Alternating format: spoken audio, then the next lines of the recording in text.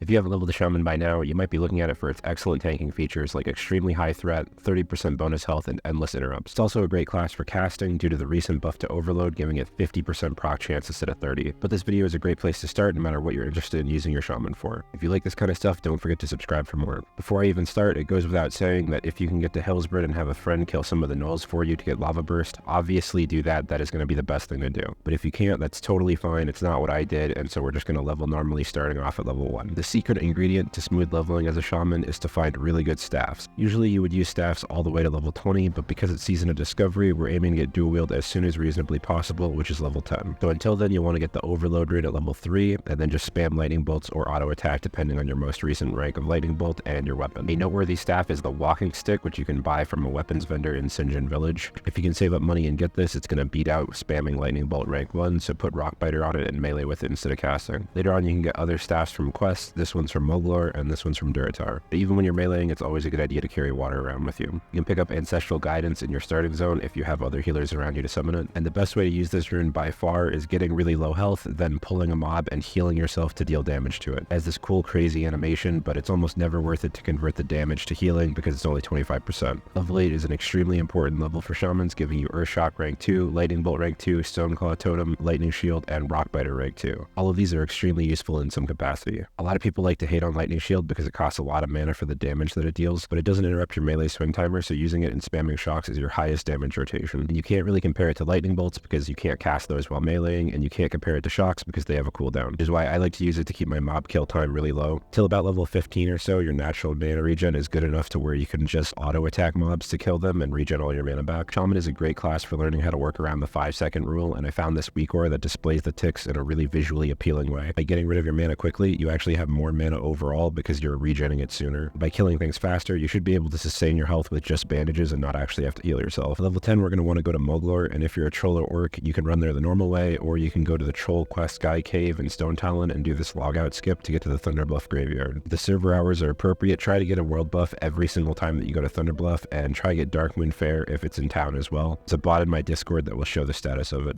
Now we're going to do the Dual Wield quest. It only requires level 4, but you're going to want to be level 10 because the first part is pretty hard. Talk to the Tauren Rogue that's stealth in Thunderbluff by the weapon and bag vendors. We got to go to the Venture Code mine and blow up 5 explosive carts. This mine is extremely dense, so be very careful and absolutely only pull one thing at a time. If you do that, go back to the Tauren Rogue and he wants you to bring him Wind Fury nuts that drop around the Wind Fury harpies. If you do this, you want to be on the lookout for a rare wolf called Ghost Howl. He drops a quest starting item that you can turn in for a one-handed mace, which is extremely convenient. You just pick up the nuts off the ground, then you go back to the Tauren and he gives you a knife set to fillet a brilliant small fish that you just buy from the auction house and then turn back into him. When you're at the auction house, buy 1 or 2 one-handed maces depending on if you got the Ghost Howl one. Still have to train one-handed daggers and axes, but maces are usually best anyway, so just worry about that later. This quest is also going to give you Lava Lash, which is what we're going to put on our gloves, and we want as slow offhand as possible for it, but there aren't really that many options at the slow level. Lava Lash literally only costs 1 mana, but you still want to avoid casting it every single cooldown sometimes if you're trying to regen mana in combat. You might think that you should use Flame Tongue on your offhand because of the Lava Lash bonus, but the reason we wanted to get Dual Wield as soon as possible is because we can put ROCKBITER rank 2s on both of them, and we get attack power from both of these enchants, which is ridiculously overpowered. Compared to Blessing of Might rank 2 and Battle Shout rank 2, it's hilarious how much AP this is going to give us. While Flame Tongue weapon only gives you extra damage on one weapon, not both of them. Now we should be able to blow through mobs and go do the Fire Totem quest real quick and work towards level 12 for our next big overpowered rune, which is Way of the Earth. You need to be level 12 and train Purge, that way you can use it on the Desert Mirage. Way of Earth is the best tanking rune in the game. It gives you 10% reduced damage and 30% increased health, but also makes your Earth Shock a separate cooldown from your other shocks. So this not only makes you way tankier, but is a crazy damage increase. This is where I started to throw together some weak auras, and I actually made these from scratch, and you can find the final versions in my Discord if you want. From here, it's actually really fun. You just feel really overpowered. I just turned my brain off and followed Rested XP, which if you don't already have, you can use the discount code KIPSO. And because of all that bonus attack power we have, we can easily kill stuff just auto-attacking it and using 0 mana if we want. To make sure that your ROCKBITER enchants don't fall off, they only last 5 minutes. And when you do cast stuff, try and cast it all at once so that way you have as much time regenning as possible. My standard rotation was Flame Shock, Lava Lash, Earth Shock, Lightning Shield, and then regen. If you mess up and do something stupid, you can easily just drop an Earthbind Totem and then walk away if you have the world buff on. It's important to visit your trainer pretty often, like at level 14 for Earthshock rank 3, 16 for ROCKBITER rank 3, and 18 for Flame Shock rank 2. Around level 16 or 17, your base mana regen isn't really going to scale as well, so you might need to stop and drink more frequently. At this point, I like to stop using Lightning Shield in combat, but still use it whenever I'm full mana and just out of combat walking around. It lasts a whole 10 minutes. I didn't really mention talents up until now because they're extremely straightforward. We're just going to go down Enhance, getting the mana and the crit. But at level 19, we're going to want to put 1 point in Improve Ghost Wolf. That way we can have 2 points in it at level 20 whenever we get Ghost Wolf. And the rest of the points don't really matter. You can put them in Anticipation or you'll put them in the Elemental Tree. Now level 20 is a really important level for 3 huge reasons. Number 1, obviously Ghost Wolf is insane. 40% movement speed allows you to just fly around the map faster. Number 2, getting Frost Shock, so we can now spam that instead of Flame Shock. Flame Shock is still great for mobs that are going to live a while, but Frost Shock is great for just blasting things down faster, which is going to cause you to spend way more mana, which is where number 3 comes in, Water Shield. You have to be level 20 to get Water Shield because you have to deal frost damage to learn it. You get it from either a Kolkar Booty Chest in the Barrens or Grimson the Pale in Silverpine. Silverpine Way has a guaranteed drop rate, so if you're in the area doing the Water Totem quest or something, I recommend just knocking it out. I know what you guys are thinking, Water Shield is a glove rune, so we don't want to give up Lava Lash for it, do we? But in reality, Lava Lash kind of sucks compared to the insane amount of mana and sustain that you get from Water Shield. It gives you % max mana, so having Int on your gear is a great idea here. Leather of the Eagle gear works really well because we're also getting that 30% extra health from Way of the Earth, but consider it a luxury. It's very far from mandatory. You could just keep blasting through mobs in full white items if you really wanted to. I just found that pretty much nothing beats spamming Earth Shock and Frost Shocks non-stop while getting flooded with mana from Water Shield. You can skip your level 22 training, but watch out for a new Earth Shock at 24. When you're finally 25 and ready for BFD, the most common thing that shamans do is tank, so that's what I did. In order to be sure I was ready for this, I overquested after I did 25 and farmed up about 10 or 15 gold, then I dumped it all into Stam gear and 2 daggers from the auction house. The reason I wanted to Dual Wield daggers is because the bonus threat from ROCKBITER gets applied every attack, so if you attack really fast, you have no problem holding aggro. When you're looking for a run, you just want to find one that has 2 healers and not solo healing. And you could probably even find one of these newbie runs that has 2 tanks, even though it's totally unnecessary. If you are tanking by yourself, you should be totally fine though, as long as you have around 1500 HP and get the Molten Blast rune to swap on during trash to keep aggro on multiple targets. I'm going to do an SFK quest run for XP and the Seal of Sylvanas ring. It has 8 stam on it, and the other ring might drop that has 6. I did not bother with this though. With 2 healers and that much health, you should be durable enough to survive while dual wielding. I got in a double tank run, but I just kept pulling aggro off the other guy because he was using a shield. Without Water Shield, you could easily run into mana issues, but bringing your own water and lesser mana pots is a great idea regardless. Ideally, you go in with a dual wield spec rune on your chest for 10% hit rating, but it's pretty annoying to get and you don't really need it. In summary, I found the Shaman to be really refreshing because of its relationship with mana and how it can abuse double ROCKBITER and double shocks. With Water Shield, it feels like you could kill mobs in quests forever, and it's very satisfying to run around a Ghost Wolf. It does seem like the entire class is one-directionally focused on tanking, as no other type of Shaman sees the benefits of Way of Earth double shocking or double ROCKBITER bonus threat and attack power. The other leg runes are just not comparable damage options, and the other weapons and chants don't compete either. And both of these things have major downsides if you use them as DPS. Maximum damage rotation just happens to do things that cause you to hold aggro. With having a shield equipped not really being necessary and double ROCKBITER giving so much attack power, it puts the Shaman in a really weird place. Compared to the other high DPS tanks, it doesn't really compete with like Devastate Warrior and Tank Rogue. We're gonna have to wait and see what Phase 2 has in store for the other Shaman specs, considering Wind Fury is coming up for Enhance, Lightning Mastery for Ellie, and Chain Heal for Resto. But until then, tanking is where the class shines. Thanks for watching the whole video. If you're interested in leveling another class, I have a whole playlist of all the other classes that you could check out.